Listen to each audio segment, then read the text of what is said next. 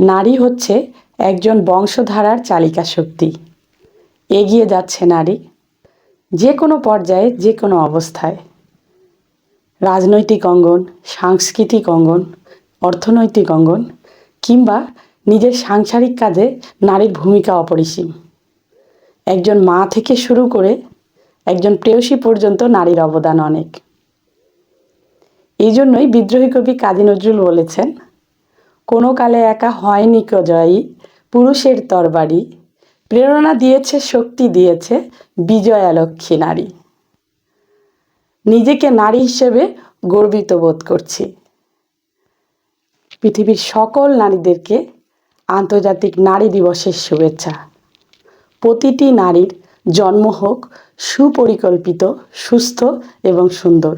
ভালো থাকুক পৃথিবীর সকল কন্যা সন্তানেরা এবং মায়েরা, নারীরা। ভালো থাকবেন, সুস্থ থাকবেন।